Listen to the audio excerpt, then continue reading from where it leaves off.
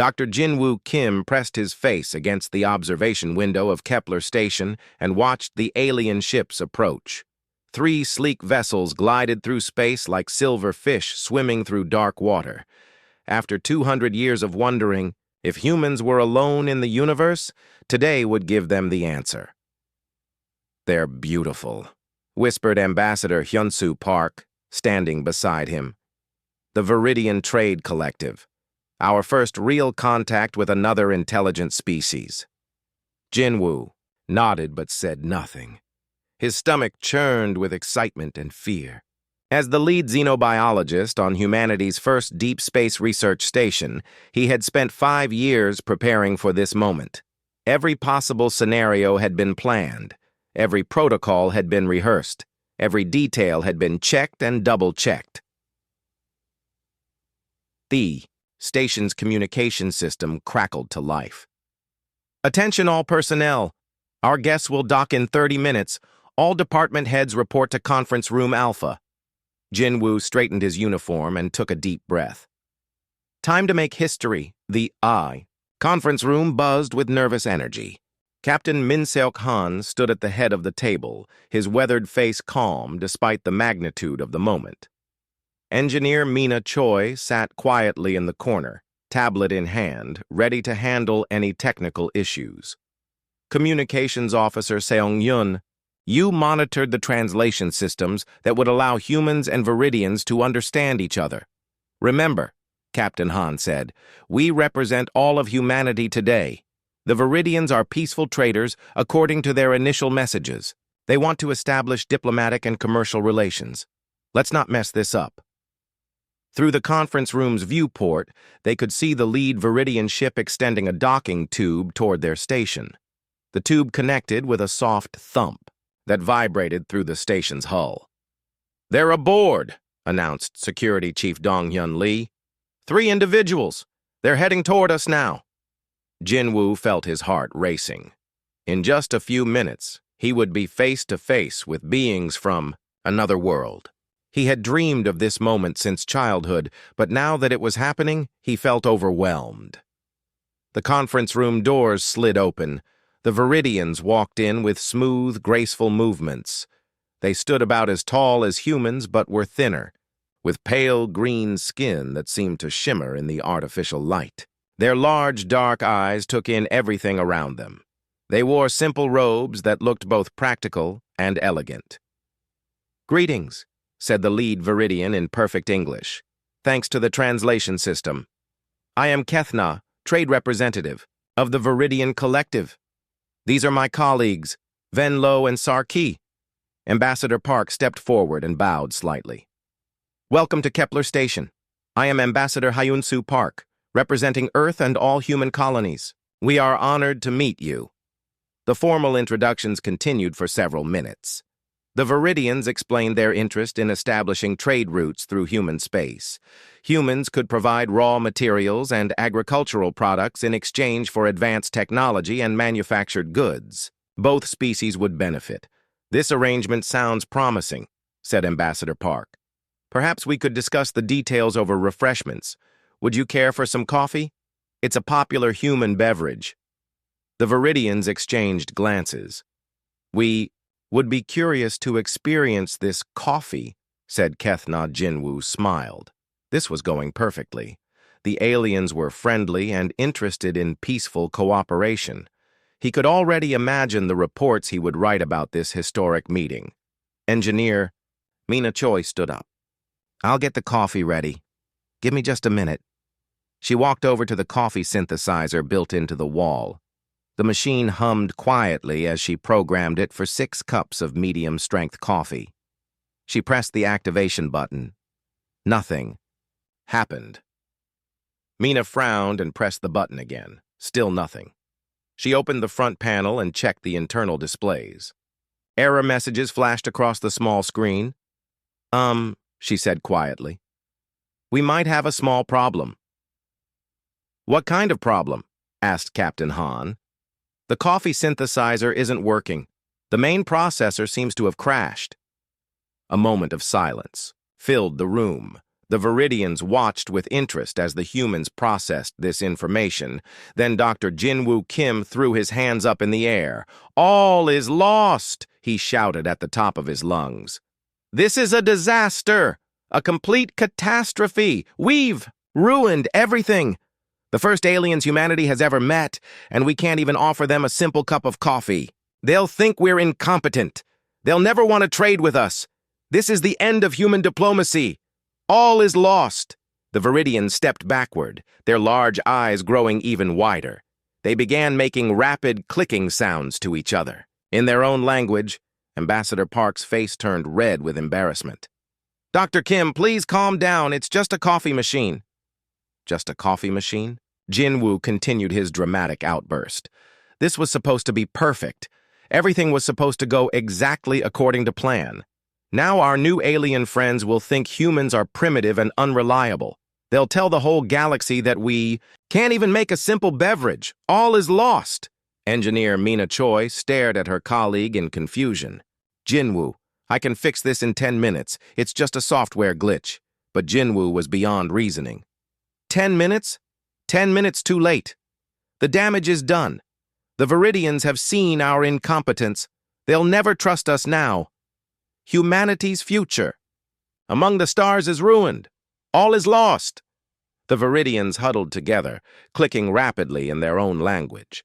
Their body language suggested extreme concern. Kethna approached Ambassador Park carefully. "Honored Ambassador," the alien said, "is your colleague experiencing a medical emergency? Has your species encountered a critical system failure? Do you require immediate assistance?" Park looked confused. "Medical emergency? No, he's just upset about the coffee machine. Dr. Kim tends to be a bit dramatic when things don't go according to plan." "Dramatic?" Kethna tilted his head. "But he declared that all is lost. In our understanding, such statements indicate species-level extinction events or civilization-ending catastrophes. Are you saying this is not the case?" No, Park said quickly. "He's just frustrated. Humans sometimes exaggerate when we're disappointed. The coffee machine breaking down is annoying, but it's certainly not the end of the world." The three Viridians exchanged more rapid clicks. Venlo pulled out a small recording device and began speaking into it in their native language. Meanwhile, Mina Choi had opened the coffee synthesizer's access panel and was working on the internal circuits. "Found the problem," she announced. "A connection came loose during the docking vibrations. I just need to reseat this module." She made a few quick adjustments and closed the panel. The machine hummed to life and began producing 6 cups of steaming coffee. "There we go," she said cheerfully. "Good as new." Dr. Jinwoo Kim stopped his dramatic wailing and looked at the working coffee machine. "Oh," he said quietly. "You fixed it." "Of course I fixed it," Mina replied. "I told you it would take 10 minutes." The Viridians watched this exchange with fascination. In their culture, problems were identified, analyzed, and solved in logical sequence. The human emotional response to temporary setbacks was completely foreign to them. Kethna accepted a cup of coffee from Ambassador Park and took a careful sip. "Interesting flavor," he said diplomatically. "Quite unique." The rest of the meeting proceeded smoothly. Trade agreements were discussed, cultural exchange programs were proposed, and future cooperation was planned. The Viridians seemed genuinely interested in working with humanity, despite the earlier coffee crisis. As the aliens prepared to return to their ships, Kethna pulled Ambassador Park aside. "Honored Ambassador, we must ask about Dr. Kim's earlier declaration. Is it common for your species to announce extinction-level events during minor equipment failures?" Park laughed nervously. "Oh, that. Yes, humans do tend to be dramatic sometimes. We don't really mean it literally when we say things like, 'all is lost.' It's just an expression of frustration." "Fascinating," said Kethna. "We will need to study this behavior pattern. It seems your species has developed unique psychological responses to stress situations." After the Viridians departed, the station crew gathered in the conference room to discuss the meeting. Captain Hahn looked pleased overall, but concerned about one detail. "The meeting went well," he said, "but I'm worried about Dr. Kim's outburst. The alien seemed very interested in his reaction to the coffee machine problem." Jinwoo looked embarrassed. "I'm sorry. I just wanted everything to be perfect for our first contact. When the machine broke down, I panicked." "It's okay," said Ambassador Park. "These things happen. I'm sure they'll understand once they get to know us better." None of them realized that Ven Lo's recording device had captured every word of Jinwoo's dramatic declaration. The recording was already being transmitted to the Viridian homeworld, where xenopsychologists would analyze it for signs of species-wide mental instability. In their report, the Viridians would classify the incident as critical threat response, pattern alpha, and recommend immediate psychological monitoring of all human settlements. They would theorize that humanity might be suffering from collective anxiety disorders that could lead to actual extinction-level events if left untreated. The galaxy's first misunderstanding about human nature had begun. 6 months had passed since the first contact at Kepler Station. Across 3 star systems, human colonies were growing and thriving. New settlements were being built, trade routes were expanding, and humanity was taking its first confident steps into the galactic community, but the aliens were watching, and what they saw worried them greatly. On the mining colony of Titan's Rest, Captain Dongmin Lee paced back and forth in the command center. 3 of his asteroid mining crews had gone silent 2 days ago. Their ships had ventured deep into the asteroid belt to harvest rare minerals, and then their communications had simply stopped. "Still nothing from the Prosperity, Iron Eagle, or New Dawn," reported Communications Officer Ji-Yeon Park. "Last contact was 48 hours ago when they reached the Gamma 7 asteroid cluster." Captain Lee stopped pacing and stared at the tactical display. 3 red dots marked the last known positions of his missing ships.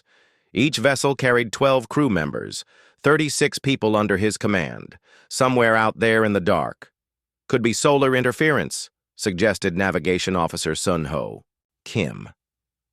"That sector has been having unusual electromagnetic activity." "Or equipment failure," added Chief Engineer Yuna Lee. "Those old communication arrays aren't the most reliable." Captain Lee shook his head. 3 ships at once, all losing communication at the same time. That's not a coincidence.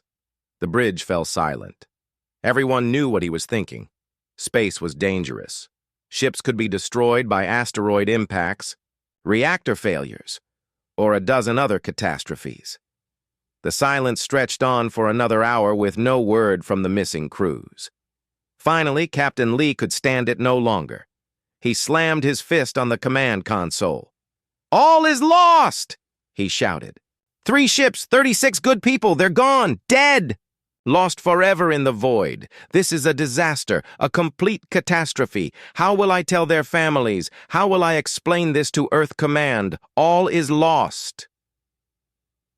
Unknown to the humans, a Viridian observation post hidden in a nearby asteroid had been monitoring their colony. The alien observers immediately began recording Captain Lee's outburst and transmitting it back to their homeworld. "Another extinction declaration," reported observer Kel Ma to his superiors. "The human colony leader appears to be experiencing complete psychological breakdown over the loss of 3 small vessels."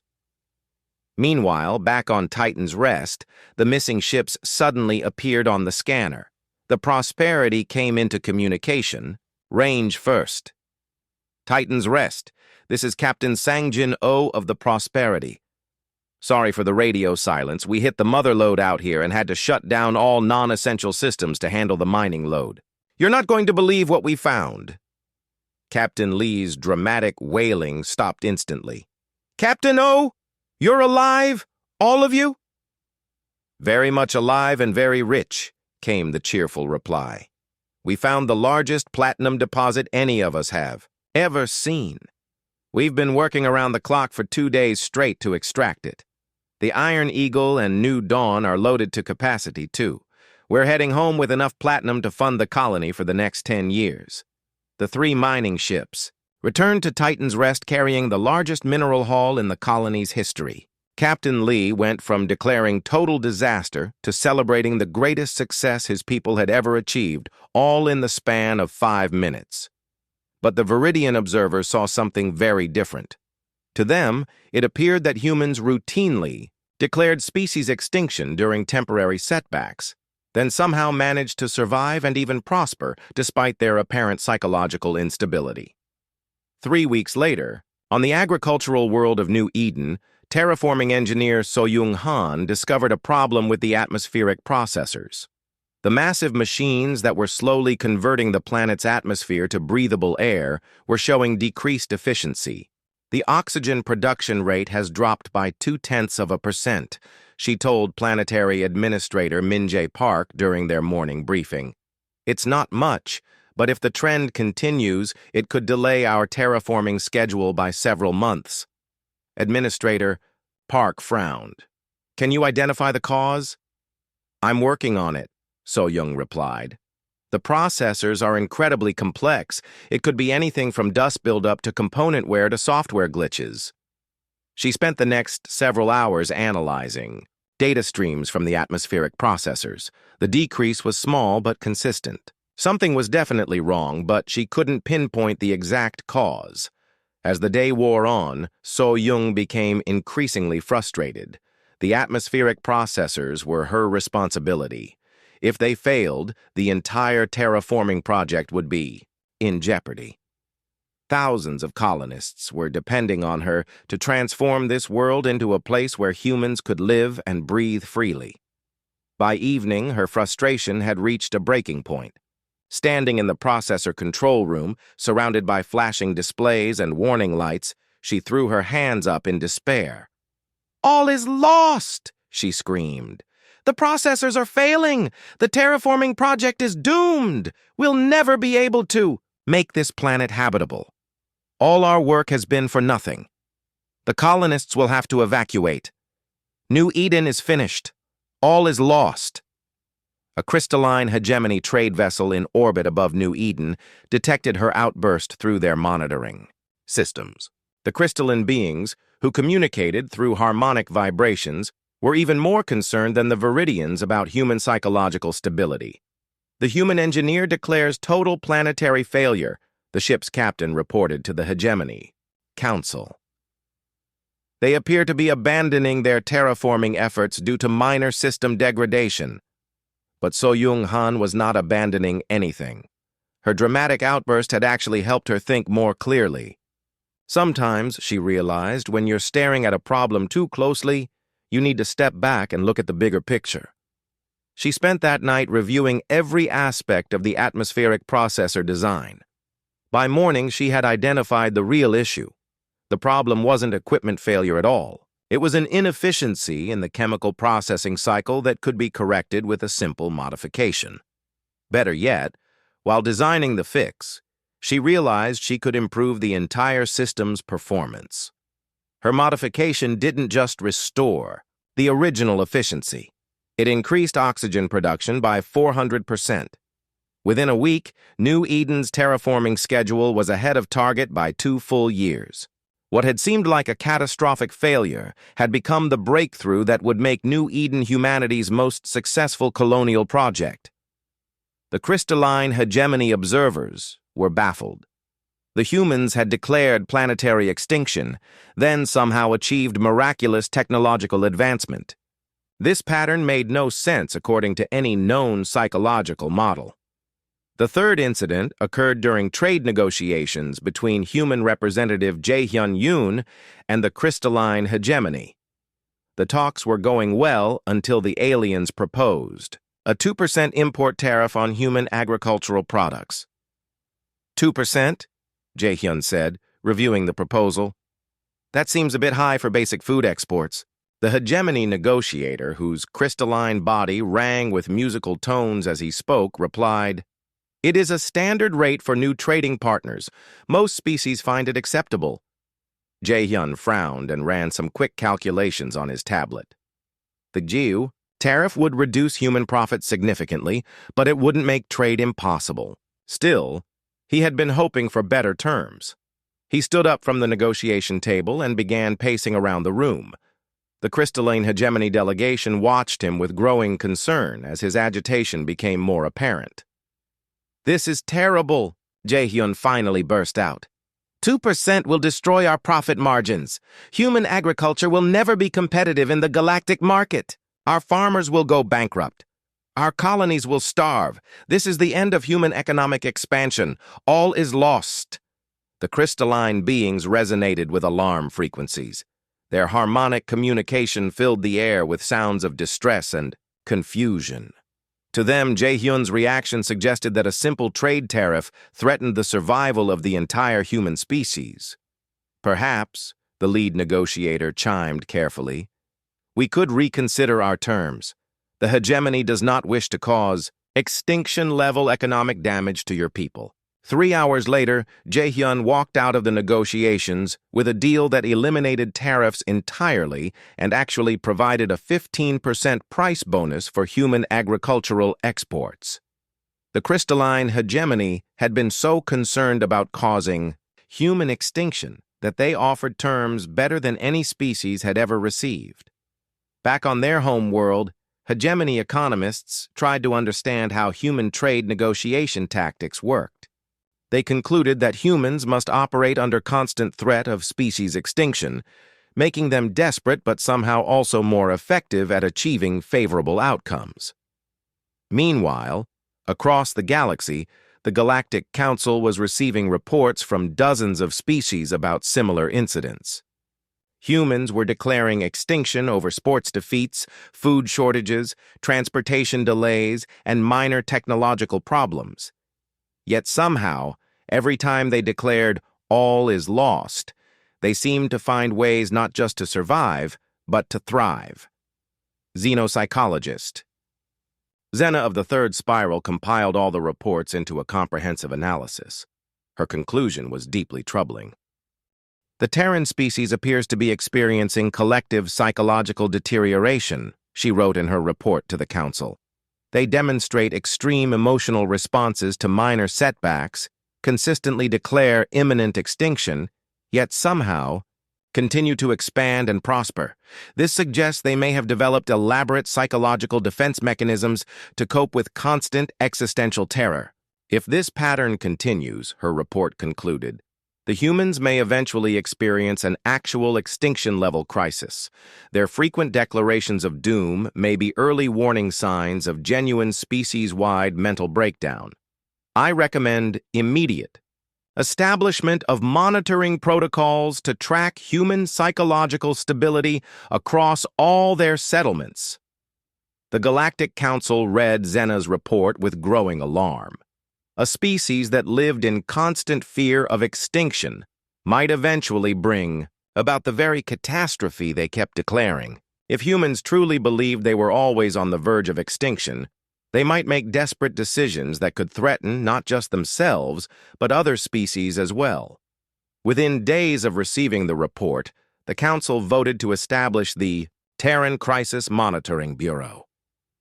Their mission would be to track every human settlement and watch for signs of the psychological breakdown that seemed to precede human extinction declarations. None of the aliens realized that they were simply witnessing normal human emotional expression. To species that approached problems with pure logic and calm analysis, human drama and exaggeration seemed like signs of mental illness rather than cultural characteristics. The misunderstanding was spreading across the galaxy, and with each new incident, the aliens became more convinced that humanity was a species living on the edge of psychological collapse. The pattern had emerged, and the galaxy was preparing to respond to what they saw as humanity's greatest weakness. They had no idea that human drama would eventually become the galaxy's greatest strength. Ambassador Kyung-min Park sat in his office on Earth, reading the strangest diplomatic message he had ever received. The official seal of the Galactic Council glowed at the top of the document, but the contents made no sense at all.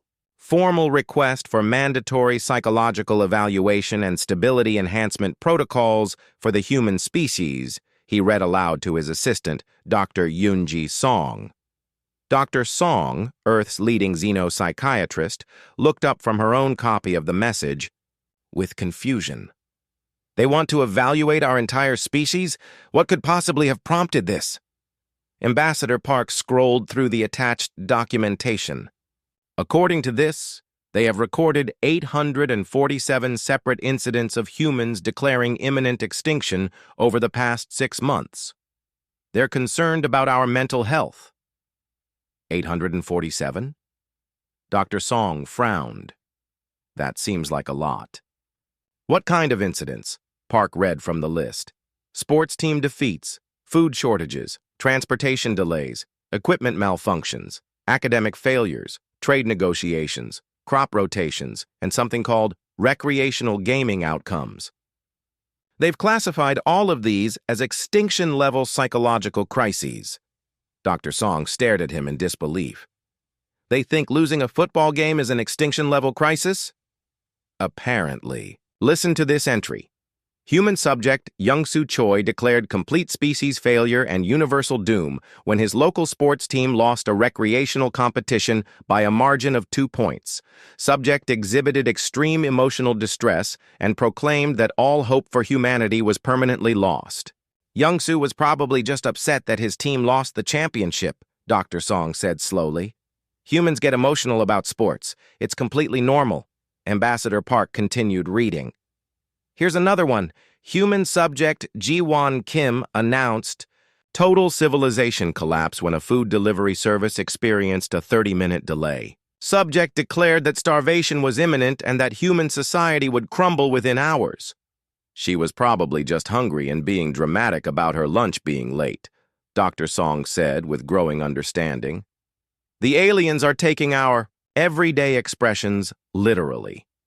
The more they read through the Galactic Council's documentation, the clearer the problem became.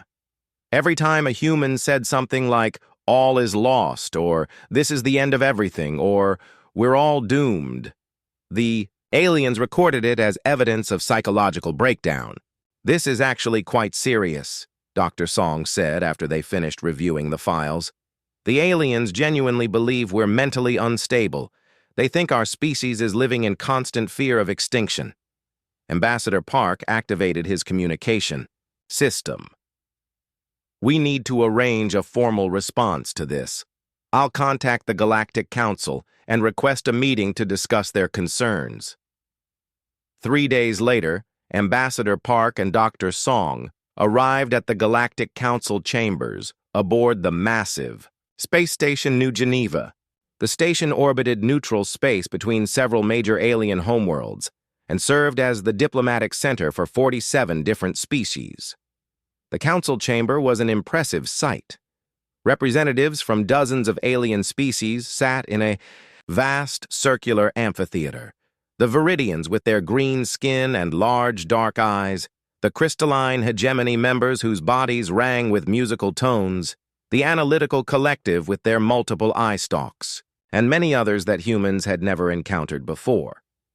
At the center of the chamber stood Counselor Zena of the Third Spiral, the xenopsychologist who had compiled the report on human behavior. Her species looked somewhat like tall, elegant birds with feathered crests instead of hair. Honored representatives of Earth, Zena said in her melodious voice, we appreciate your willingness to discuss this matter. The Council is deeply concerned about the psychological welfare of your species. Ambassador Park stood to address the assembly. Counselor Zena, honored members of the Council, I believe there has been a significant misunderstanding. Humans are not experiencing psychological breakdown. What you have observed is simply normal human emotional expression. A ripple of concerned chirps, clicks, and harmonic tones echoed through the chamber. The aliens clearly found this explanation disturbing rather than reassuring. Normal expression? Asked Counselor Vorthka of the Analytical Collective, his eye stalks, focusing intently on the human ambassador. Your species regularly declares extinction over minor inconveniences. How can this be considered normal? Dr. Song stepped forward. In human culture, we often use exaggerated language to express frustration or disappointment. When someone says all is lost, they usually don't mean it literally. It's a way of venting emotion. Venting emotion? The crystalline hegemony representative resonated with confused harmonics. You deliberately make false declarations of species. Extinction as an emotional release mechanism? Well, yes, Dr. Song replied. It's similar to how your people change harmonic frequencies when you're surprised, or how the Viridians click their tongues when they're thinking. It's just cultural expression. The aliens exchanged what could only be described as deeply worried looks across species lines. To them, Dr. Song's explanation sounded like a description of elaborate psychological defense mechanisms rather than normal behavior. Counselor Zena's feathered crest flattened against her head, a sign of extreme concern in her species. Dr. Song, you are suggesting that humans have developed ritualized extinction declarations to cope with stress. This is precisely the kind of psychological adaptation we would expect to see in a species living under constant existential threat. No, Ambassador Park said quickly. We're not living under existential threat. We're actually doing quite well. Our colonies are growing, our population is increasing, and our technology is advancing. We're thriving.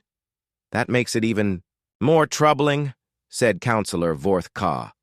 If your species declares extinction during periods of prosperity, what will happen during actual crises? The psychological breakdown could be catastrophic. Ambassador Park and Dr. Song exchanged frustrated glances. The more they tried to explain normal human behavior, the more convinced the aliens became that humans were psychologically unstable. The meeting was interrupted by an urgent communication from Earth. Ambassador Park's aide rushed into the chamber with a tablet displaying breaking news from the agricultural world of Series 7. Sir, the aide whispered urgently, we've received reports of another incident. Farmer Taehyung Ko has declared a complete agricultural crisis. Dr. Song read the report quickly. He said all is lost during routine crop rotation procedures. The local alien agricultural inspectors have evacuated the system. The council chamber erupted in concerned chatter. 3 alien species with representatives on Series 7 had received emergency transmissions from their people reporting imminent ecological collapse. You see, Counselor Zena said, her voice rising with alarm. Another extinction declaration, and this time it involves food production. If human agriculture fails, it could affect multiple star systems. It's just crop rotation, Dr. Song protested. Farmers rotate their crops every season to maintain soil health. It's completely routine, but the damage was already done. Reports were flooding in from Series 7. Alien observers had detected Farmer Ko shouting about agricultural disaster while standing in perfectly healthy fields. To the logical alien minds, this confirmed their worst fears about human psychological instability.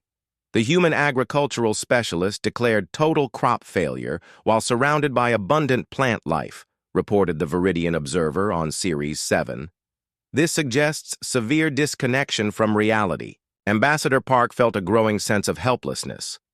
Every explanation they offered seemed to make the situation worse. The aliens interpreted human emotional expression as evidence of mental illness. Perhaps, suggested Counselor Zena, we should implement immediate intervention protocols. The humans clearly need help managing their psychological crisis responses. We don't need intervention, Ambassador Park said firmly. We need understanding. Human culture is different from yours. But that doesn't make it wrong or unhealthy. The Galactic Council debated for several hours. Representatives from species that had directly observed human extinction declarations testified about the disturbing pattern of behavior they had witnessed. Each testimony reinforced the belief that humans were psychologically fragile. Finally, Counselor Zena called for a formal vote. The Council must decide whether to implement Emergency Protocol Theta, which would establish comprehensive monitoring and intervention systems for psychologically unstable species. The vote was unanimous. Every single alien species voted to activate the emergency protocol. Effective immediately, Counselor Zena announced, the Galactic Council will implement the Terran Extinction Response Initiative. We will monitor all human settlements for signs of psychological crisis and maintain rapid response capabilities to prevent actual extinction events. Ambassador Park and Dr. Song left the council chambers feeling defeated. Their attempt to explain human culture had not only failed but had actually convinced the aliens that more drastic action was necessary. Back on Earth, they filed their report with growing concern. The galaxy's most advanced civilizations now believed that humanity was teetering on the edge of psychological collapse. Worse yet, they were preparing to treat every human emotional outburst as a potential extinctee. The council chambers of 47 species had never seen such intense collaboration. Representatives from across the galaxy worked day and night on what they considered the most important project in galactic history: saving humanity from itself. Counselor Vorthka of the Analytical Collective stood before a massive holographic display showing human settlements across 3 star systems. Red warning indicators blinked constantly as the monitoring system detected new extinction declarations from human colonies. The situation is worse than we initially calculated, Vorthka announced to the assembled representatives. In the past week alone, we have recorded 237 separate extinction announcements from human settlements. The psychological breakdown appears to be accelerating. Counselor Zena of the Third Spiral studied the data with growing alarm. The humans seem to be experiencing crisis events at an unprecedented rate. Their declarations range from transportation failures to entertainment disappointments to educational setbacks. Any one of these could trigger actual species collapse. The IA crystalline hegemony representative resonated with urgent harmonics.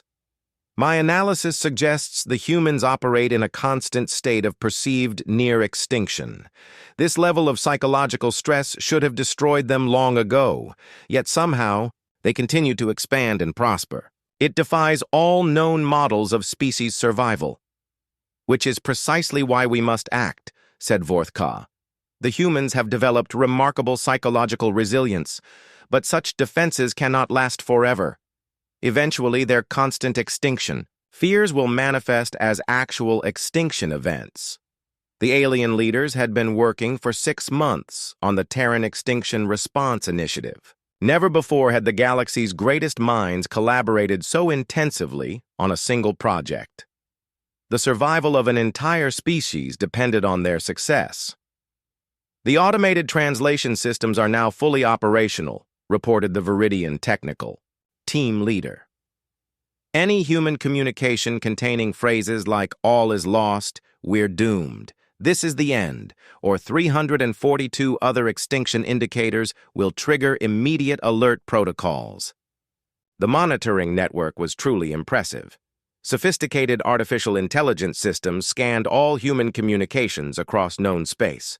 The moment any human expressed frustration or disappointment in dramatic terms, the system would classify it as a potential species-threatening crisis.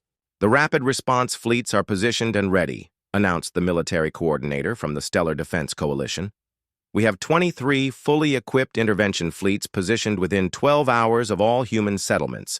Each fleet includes medical ships, psychological support vessels, and emergency supply transports. Emergency resource stockpiles had been established at strategic points throughout human space. The stockpiles contained everything the aliens believed humans might need during their frequent civilization-ending crises: food supplies to last for years, medical equipment for treating psychological trauma, backup technology to replace failed systems, and even entertainment materials to help humans cope with stress. The psychological intervention teams have completed their training, reported Dr. Keslow, the galaxy's leading expert on crisis psychology. Each team includes specialists from 12 different species trained in Terran crisis management protocols. They understand how to approach humans during extinction-level psychological episodes without triggering further breakdown. The training had been extensive.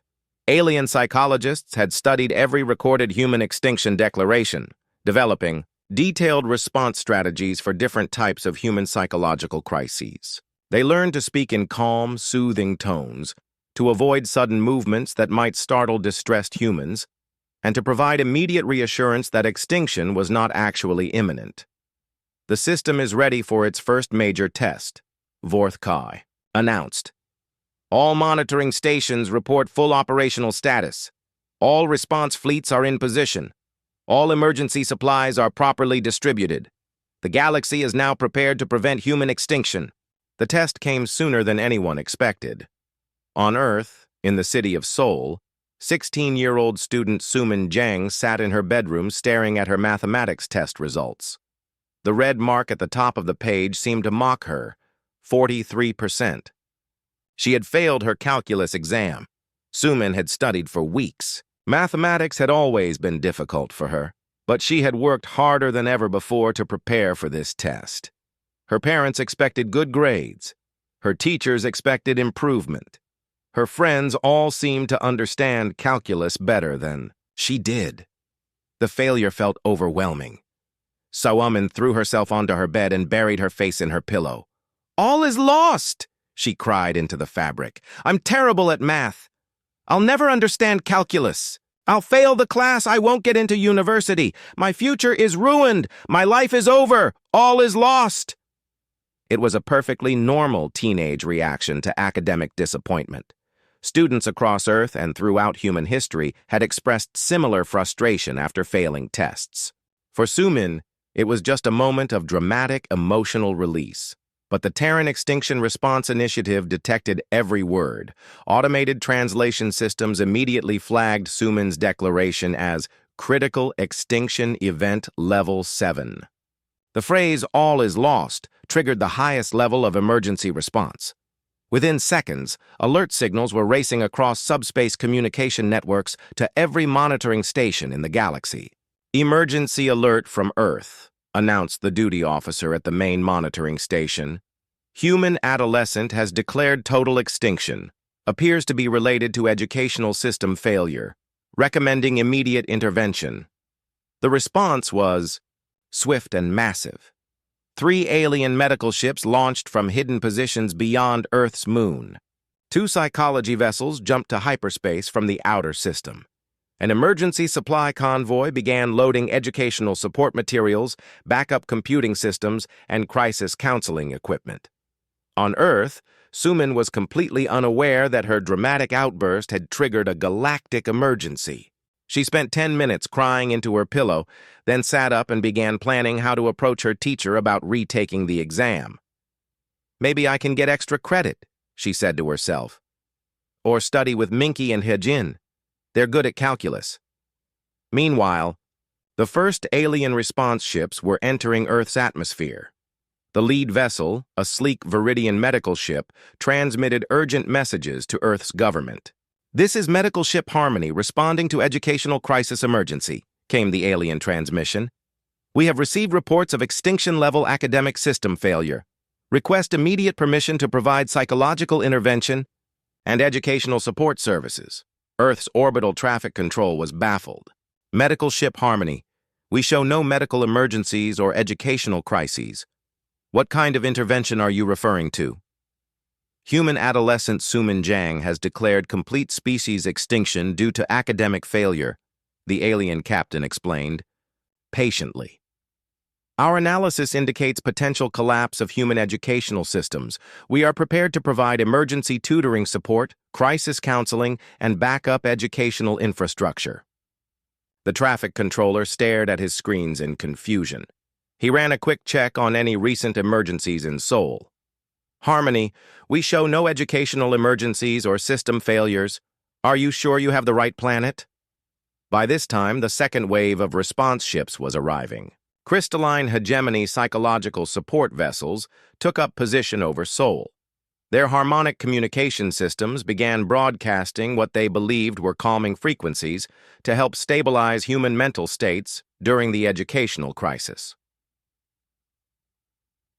Emergency. Supply ships filled with tutoring materials, educational computers, and stress relief equipment requested landing permission at Seoul's spaceport. The ship's commanders insisted they were responding to a critical extinction event that threatened human civilization through academic system collapse.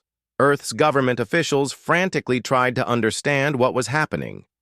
Ambassador. Kyungmin Park was awakened at 3 in the morning by urgent calls from the Ministry of Education, the Space Defense Command, and the mayor of Seoul. "Ambassador," said Defense Minister Chang Ho-yu, "we have 17 alien ships in our atmosphere, claiming to respond to an educational emergency. They keep asking about someone named Sumin Jang and something about extinction-level academic failure." Ambassador Park felt a sinking sensation in his stomach. Did anyone happen to fail a test recently and maybe express some frustration about it? "Well, probably thousands of students," the minister replied. "It's exam season. Why?" "Because the aliens think failing a test is an extinction-level crisis," Ambassador Park said wearily. "I'll contact them and try to explain." Meanwhile, Sumin Jang had no idea that she was at the center of a galactic emergency response. She had spent the evening studying with her friends Minky and Hyejin, who helped her understand the calculus concepts she had struggled with. She felt much better about the subject and was planning to ask her teacher about retaking the exam. The alien psychological intervention team that had been specially trained to handle human educational crises was preparing to land near her school. They carried advanced tutoring equipment, stress reduction devices, and emergency academic support materials. "Remember," Dr. Keslow briefed the team, "the human Harmony Station floated in neutral space between the human colony worlds and the major alien homeworlds. The massive space station had been built specifically for the first comprehensive human-alien cultural exchange summit. Representatives from 32 different species had gathered to better understand the mysterious human psychology that seemed to drive them to constant declarations of extinction. Dr. Woojin Nam, Earth's leading cultural anthropologist, stood in the main conference hall reviewing his presentation materials one final time. For months, he had been preparing for this moment. The future of human-alien relations might depend on whether he could finally explain human nature in a way that made sense to logical alien minds. "Remember," Ambassador Kyungmin Park said quietly, "they genuinely believe we're psychologically unstable. Every explanation we've tried so far has only convinced them that we're sicker than they thought." Dr. Nam nodded grimly. The stakes could not be higher. The alien species had invested enormous resources in monitoring and protecting humanity from what they saw as constant psychological crises. If this presentation failed, humans might find themselves under permanent galactic psychological supervision. The conference hall filled with representatives from across known space. The Viridians sat in their characteristic orderly rows, taking detailed notes on every human gesture. The crystalline hegemony members resonated with low harmonic frequencies that indicated intense scientific interest. The analytical collective focused all their eye stalks on the presentation area, ready to record and analyze every word. Counselor Zena of the Third Spiral called the session to order. "Dr. Nam, the assembled representatives are eager to understand human psychological patterns. We hope this exchange will help us develop more effective intervention strategies for your species." Dr. Nam took a deep breath and activated his holographic display. "Honored representatives, I believe there has been a fundamental misunderstanding about human behavior. What you have interpreted as psychological instability is actually normal cultural expression." He began with simple examples. The hologram showed a human stubbing their toe and shouting, "That's the worst thing that's ever happened." The alien audience leaned forward with interest. "Now," Dr. Nam explained, "this human is not experiencing actual trauma. The toe injury is minor and will heal completely. The dramatic statement is what we call hyperbole, an exaggerated expression used for emotional emphasis." The Viridian representative raised her hand. "But Dr. Nam, The human clearly stated that this was the worst event in their entire life experience. How can such a dramatic assessment be considered normal? Because humans don't mean it literally, Dr. Nam replied patiently. It's similar to how your people click their tongues when concentrating, or how the crystalline hegemony changes harmonic frequencies when surprised. It's cultural expression, not actual assessment. The hologram changed. To show a human student receiving a poor grade and declaring, "My life is ruined," Dr. Nam explained how this was another example of emotional exaggeration, not literal belief in life destruction. Counselor Vorth Ka of the Analytical Collective seemed puzzled. But Dr. Nam, if humans do not mean these statements literally, why do they make them? What purpose does false information serve? It's not false information, Dr. Nam said carefully. It's emotional communication. Humans express feelings through dramatic language. When someone says, "all is lost," because their favorite sports team loses a game, they're communicating disappointment, not actually declaring species extinction. The alien representatives exchanged concerned glances across species lines.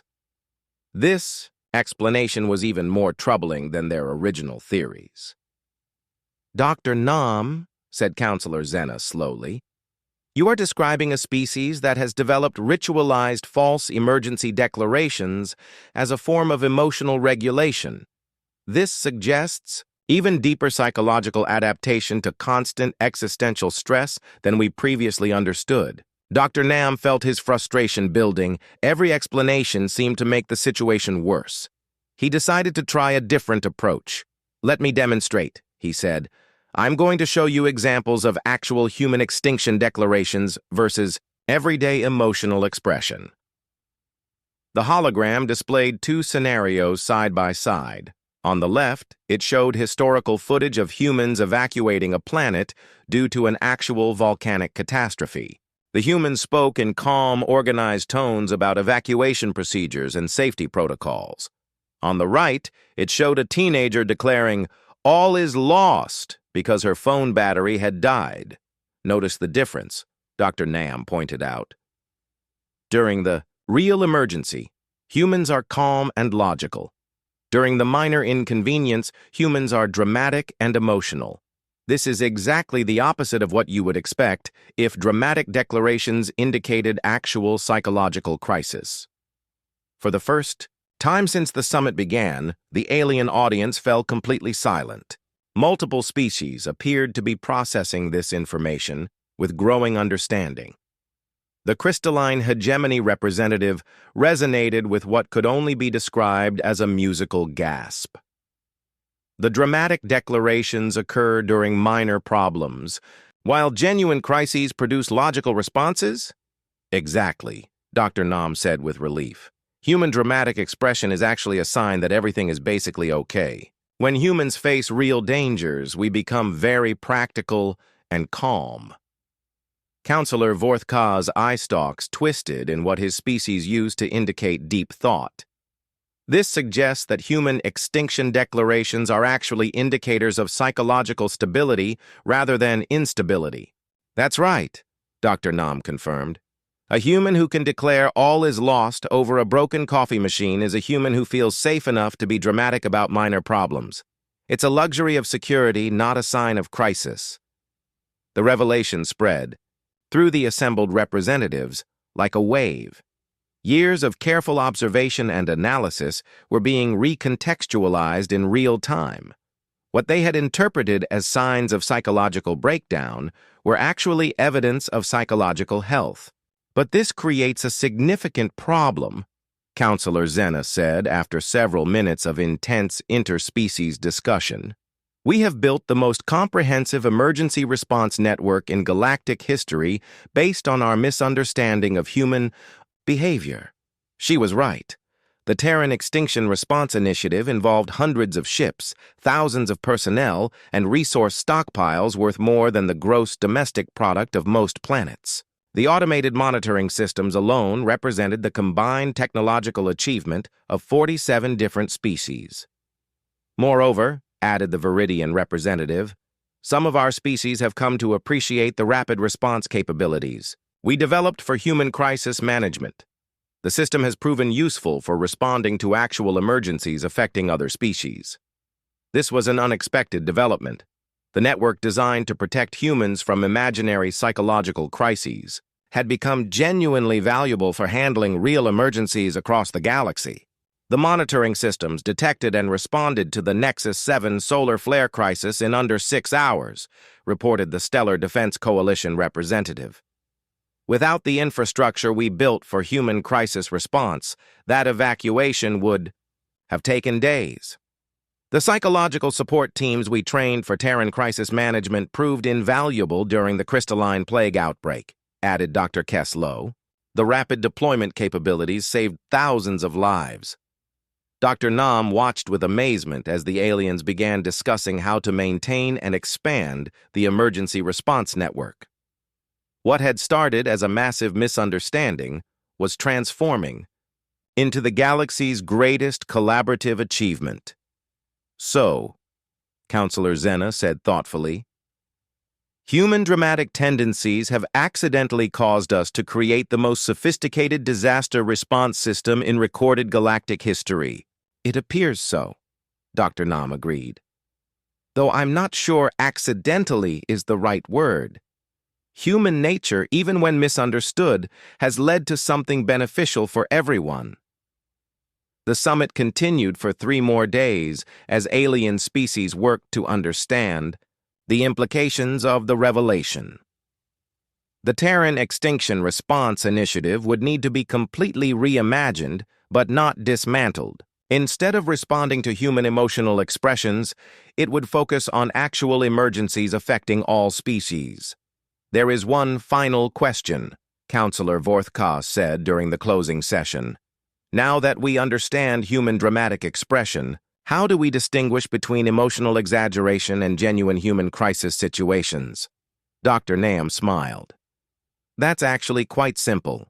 If a human is being dramatic and emotional, everything is probably fine. If a human is being calm and practical, that's when you should start worrying. The alien representatives made careful notes of this crucial distinction. After years of responding to human drama as crisis situations, they would now need to learn to recognize actual human emergency responses.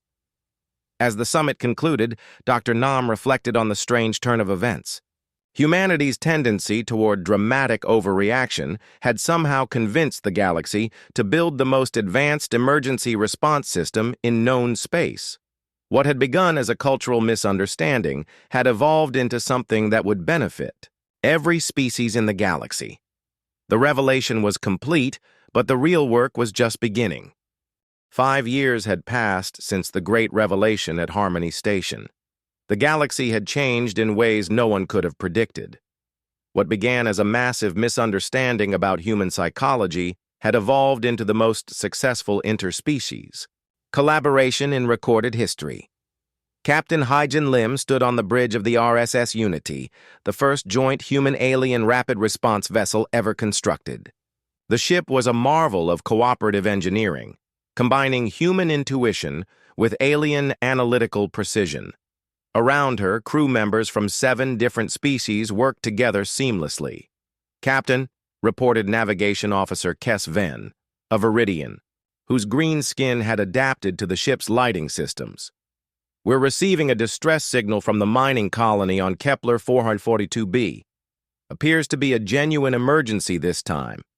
Captain Lim nodded. Over the years, the crew had learned to distinguish between actual emergencies and what they now called human dramatic expression events. The difference was usually obvious once you knew what to look for. "What's the nature of the emergency?" she asked.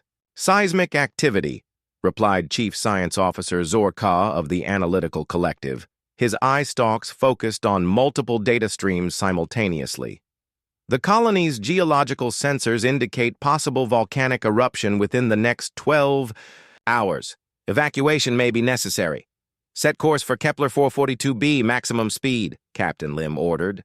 "Alert all emergency response teams. This is not a drill." The RSS Unity leaped into hyperspace, its mixed crew preparing for a real crisis situation. The same rapid response network that had been built to handle human coffee machine failures and failed math tests was now saving lives across the galaxy. Meanwhile, on the human colony of New Prosperity, engineer Daeho Kim was having a perfectly normal bad day. The fusion reactor that powered the colony's main settlement was showing minor fluctuations in its containment field. The fluctuations were well within normal parameters, but they were annoying and would require routine maintenance to fix. Daeho stood in the reactor control room, surrounded by flashing displays and diagnostic screens. He had been working on this problem for 3 hours, and his patience was wearing thin. "All is lost!" he shouted in frustration, throwing his hands up in the air. "The containment field is fluctuating. The reactor is being temperamental. This is driving me crazy. Why do these systems always act up on Fridays? All is lost." His outburst echoed through the control room, but none of his colleagues seemed particularly concerned. Engineer Soyeon Park looked up from her own workstation with mild amusement.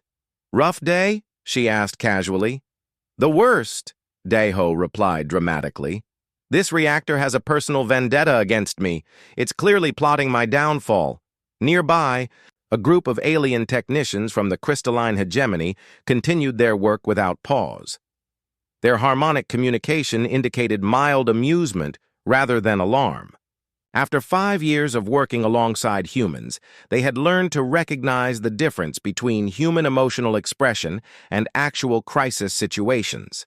"The human engineer is experiencing Friday reactor frustration syndrome," observed Chief Technician Harmo to his colleagues.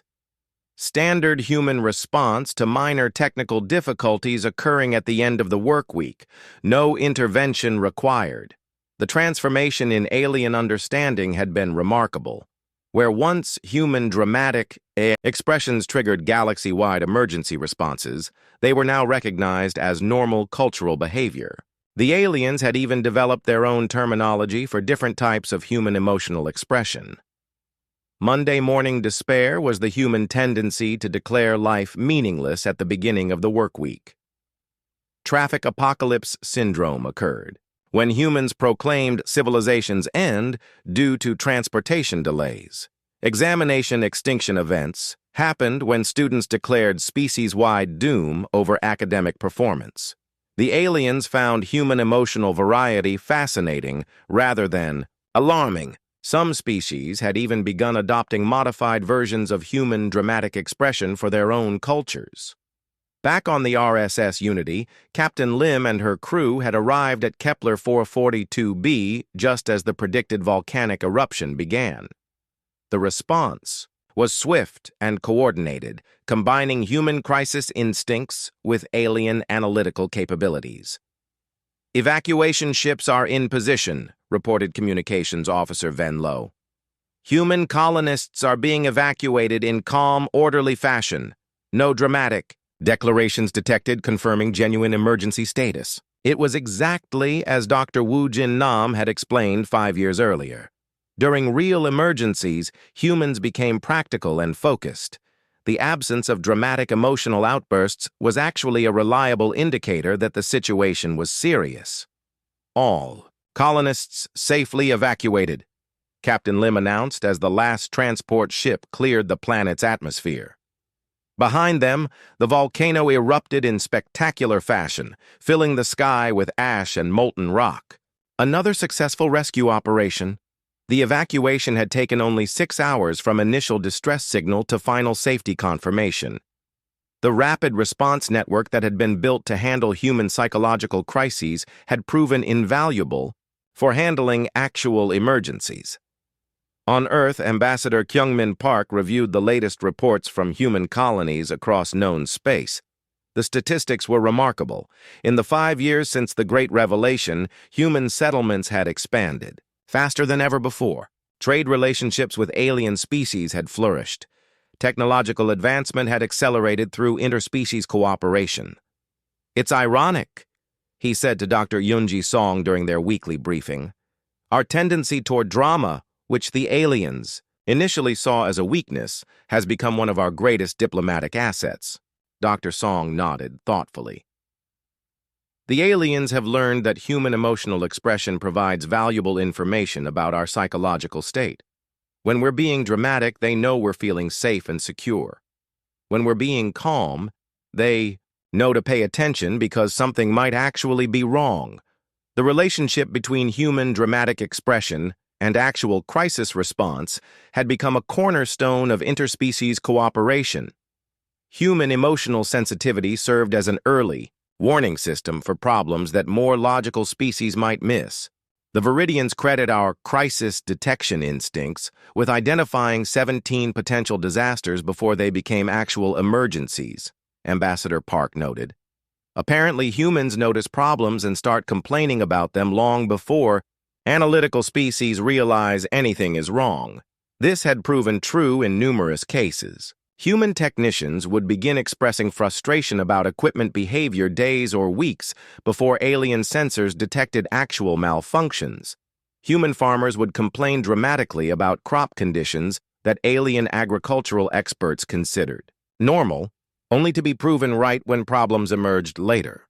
"We've become the galaxy's emotional canaries in the coal mine," Dr. Song observed with amusement.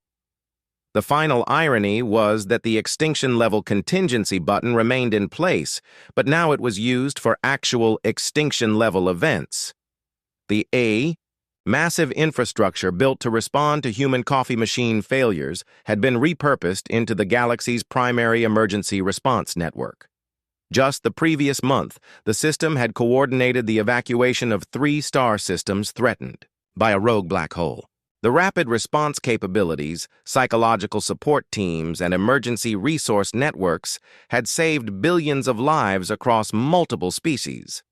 On New Prosperity, engineer Daeho Kim had finally fixed the fusion reactor's containment field fluctuations. The repair had taken 30 minutes once he stopped being dramatic about it and focused on the actual problem. "There we go," he announced to his mixed human-alien team. "Reactor's running perfectly now. The fluctuations were caused by a loose coupling in the secondary manifold." His crystalline hegemony colleagues resonated with harmonics that indicated satisfaction and mild amusement. They had learned to appreciate human problem-solving methods, which often involved extensive emotional expression followed by practical, technical solutions. Human engineer Kim has successfully completed the traditional Friday reactor drama ritual, observed Chief Technician Har Mo. Reactor performance is now optimal. The young human technician Mira Choi, who had recently joined the engineering team, looked confused. "Friday reactor drama ritual?" "It's what they call it when we get frustrated with equipment problems and then fix them," Daeho explained with a grin. "The aliens have names for all our emotional expressions now. They find us entertaining." Indeed, human emotional expression had become a source of fascination throughout the galaxy. Several alien universities now offered courses in human dramatic studies. Xenopsychologists published papers analyzing the subtle differences between human traffic apocalypse syndrome and human weather-related doom declarations. The galaxy had learned to appreciate human nature in all its dramatic complexity. What had once seemed like psychological instability was now recognized as emotional richness that enhanced problem-solving and crisis detection. As Captain Haejin Lim guided the RSS Unity back to its home port, she reflected on how much had changed since the early days of human-alien contact. The same dramatic sensibilities that had once convinced aliens that humanity was constantly dying now served as valuable tools for identifying and responding to real emergencies across the galaxy. The Unity's mixed crew had responded to disasters, coordinated rescues, and provided aid to dozens of different spec